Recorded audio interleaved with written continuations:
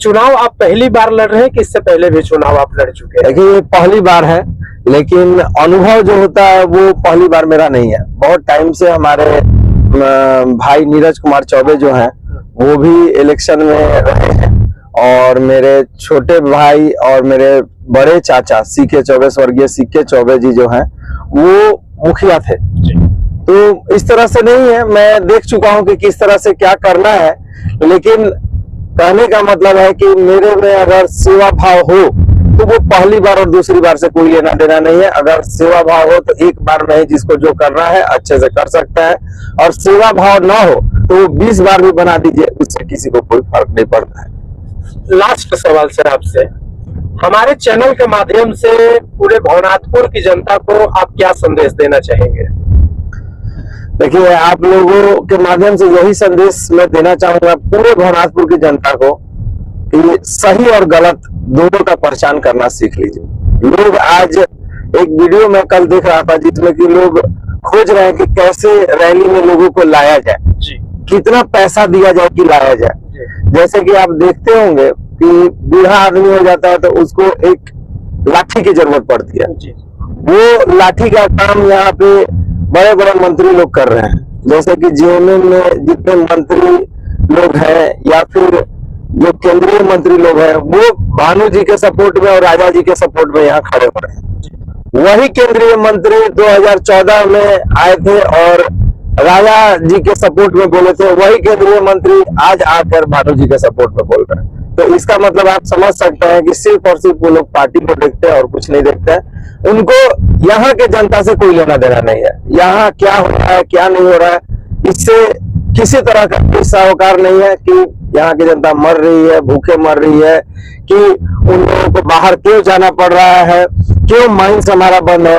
अभी हम लोग चल ही रहे हैं, आप देखिएगा तुलसीधाम और माइंस बीच में पड़ेगा। जी।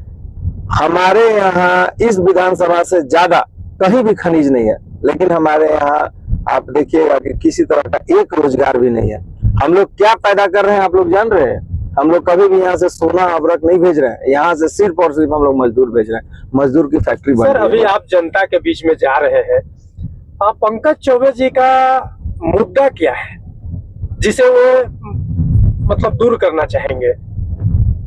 मेरा तो मैं एक ही चीज पर चलता हूँ, स्वास्थ्य, शिक्षा और रोजगार अगर हमारे यहाँ आ जाए तो मुझे नहीं लगता है कि कहीं कोई दिक्कत किसी को हो सकता है। ये तीनों आने के बाद लोग यहीं पे रहना शुरू कर देंगे, और दिली ख्वाहिश है मेरा कि लोग यहाँ से बाहर ना जाए।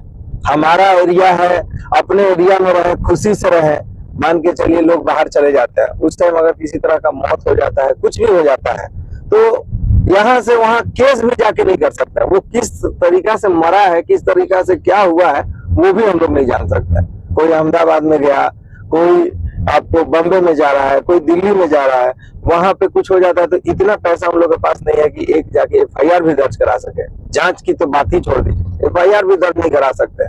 लोग सिर्फ वहां से बोल देते हैं गिर के मर गए, ऐसे हो गया वैसे हो गया।